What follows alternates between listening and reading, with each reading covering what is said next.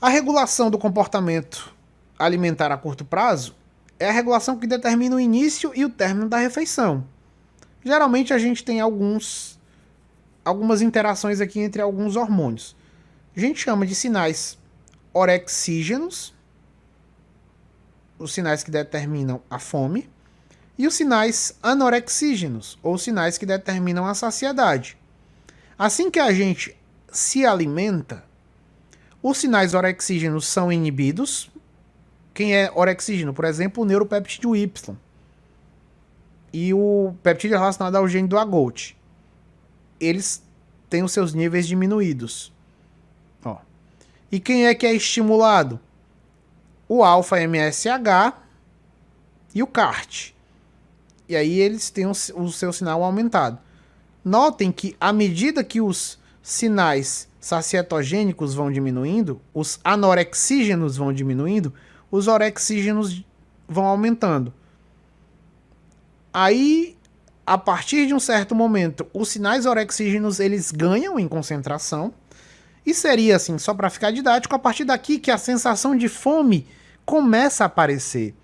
Aí a sensação de fome vai aumentando, vai aumentando, vai aumentando, vai aumentando, até chegar a um nível, digamos, insuportável, que você não consegue nem se concentrar, não consegue ler alguma coisa, porque você está com muita fome, e aí o seu comportamento é direcionado para ingerir alimento, você pede um iFoodzinho, o iFood chega, você come, e aí recomeça o ciclo novamente.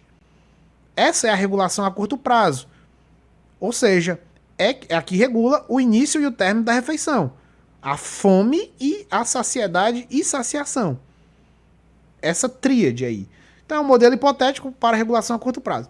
O gráfico mostra uma possível forma de regular o consumo de alimento por meio de sinais de saciedade, os quais surgem respostas que tudo eu já falei. Seria mais ou menos isso. Então, o que nos faz sentir o gosto do que a gente come? Novamente, ó, eu tirei algumas coisas, porque eu não ia dar uma aula de regulação do comportamento alimentar completa, senão eu ia passar umas 8 horas falando aqui. Se você quiser a aula completa, aí você acessa os meus cursos, né? Óbvio, tô dando uma introdução aqui. Por incrível que pareça, isso é um resumo que eu tô fazendo. Muitas coisas eu tirei, outras coisas eu vou pular, porque realmente não tem como falar tudo em 2 ou 3 horas de live. Já tá com quantas horas de live aqui? Ah, tá com 1h40. E eu comecei propriamente dizendo agora. Eu tenho um componente sensorial. O componente sensorial é determinado pela sinalização da língua. A língua, de maneira geral, é um órgão que está relacionado com a sensibilidade das coisas que a gente coloca na boca. Então a língua ela tem um papel inicial aí para fazer como se fosse uma filtragem de coisas que a gente deve ingerir e de coisas que a gente não deve ingerir. E as papilas foram as estruturas da língua que desenvolveram os chamados receptores sensoriais. Essas células receptoras aqui, que contêm diversos receptores para tentar detectar o ambiente químico da cavidade oral. Então, ou seja, aquelas coisas que eu coloquei na minha boca, os alimentos que eu coloquei na minha boca. E como a gente vai ver, 4 sabores, 4 formas de interagir com os nutrientes evoluíram de maneira geral. 5, né, se a gente for colocar o umami, né? Mas pro nosso contexto aqui eu vou falar dos 4. Aí tá aqui os receptores sensoriais, ó. Eu tenho o doce, o amargo, o salgado, o azedo, barra ácido, alcalino e o umami. Cada um ele é desencadeado, ele é traduzido por receptores específicos. Aí eu tenho, ó, o T1R1, T1R3 são isoformas, T1R2, T1R3, os T2Rs, os ENACs, PKD2L e o CAIV. A maioria deles, tirando sobretudo os ENACs, são receptores acoplados à proteína G ou têm interação com receptor acoplado à proteína G. Sobretudo os receptores associados ao doce e ao amargo. Como a gente vai ver, o doce e o amargo, eles evoluíram para uma coisa mais específica. Já o salgado e o azedo, nem tanto. O doce e o amargo, eles estão intimamente relacionados com a sobrevivência. Porque no doce, a gente detecta aquilo que tem mais caloria, aquilo que tem mais teor energético. Eu não estou dizendo teor nutritivo, em termos de distribuição de micro ou macronutriente. Estou dizendo aquilo que tem muita caloria para você produzir energia, para você gerar energia. Então o doce evoluiu para isso. Então ele percebe açúcares, ó, sacarose, frutose, glicose, ou adoçantes artificiais aqui. E o amargo, ele evoluiu como se fosse para nos proteger de substâncias intoxicantes. É por isso que o doce e o amargo são os que possuem proteínas G como transdutores, porque as proteínas G são receptores metabotrópicos. E assim você tem uma amplificação de sinal. Então, o doce é muito mais prontamente percebido, o amargo muito mais prontamente percebido, porque tem muitas plantas, quer dizer, que elas têm alcaloides extremamente tóxicos. Imagina aí você pega uma planta que tem alcaloides da vinca, que tem estricnina, que tem atropina, que tem escopolamina. Você pega uma atropabeladona,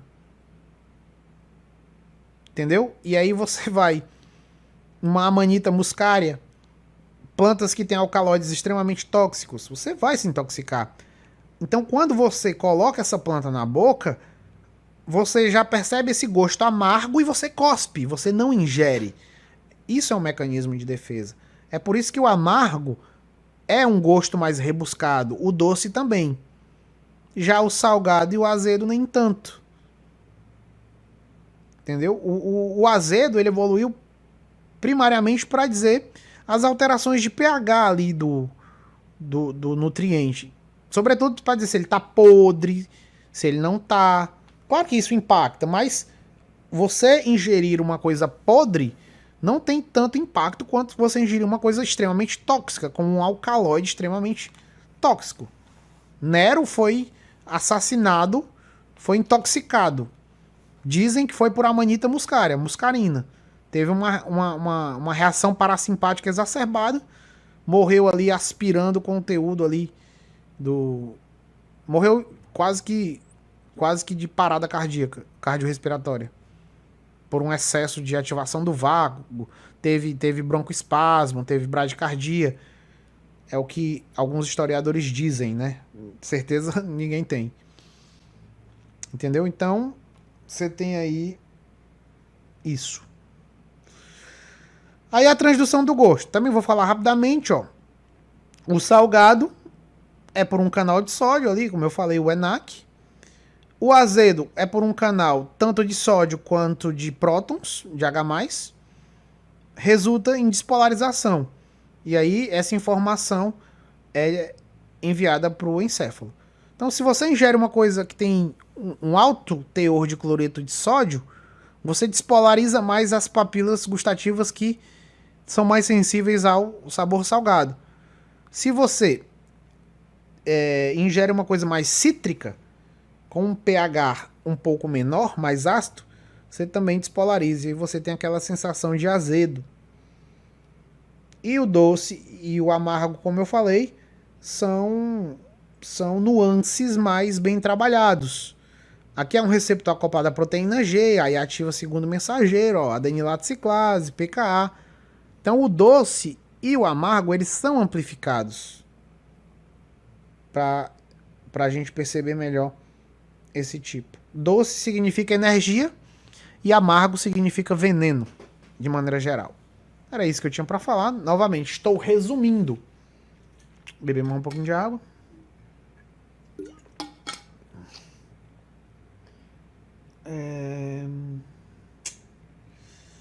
Aí a anatomia do gosto.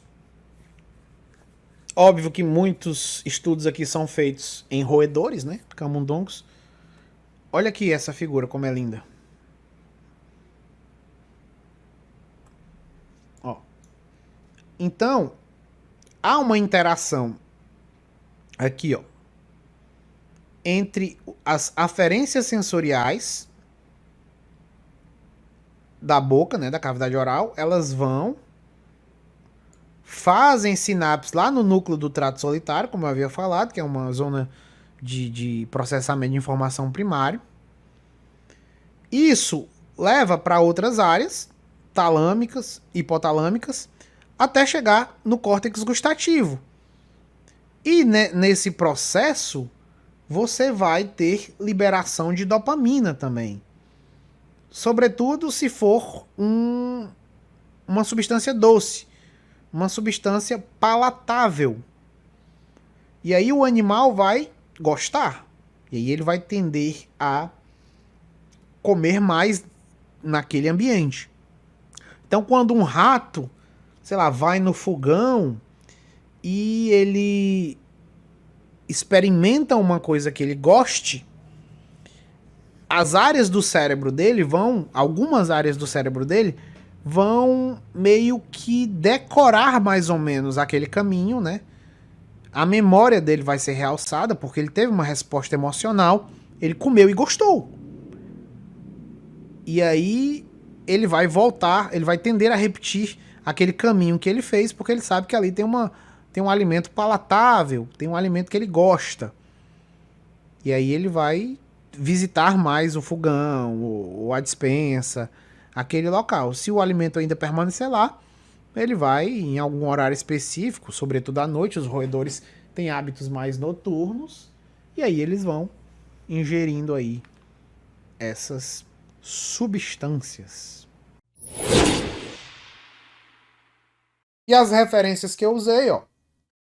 Margarida Aires, o Guyton também, não deixa de ser, mas apesar, como eu citei, né, de estar bem desatualizado em certos conceitos. O Boron, que já está na sua terceira edição, aqui é a segunda, Fisiologia do Bernie Levy e a Fisiologia da Silverton. São livros que eu realmente indico sempre, sobretudo esses dois aqui, ó, Margarida e o Boron.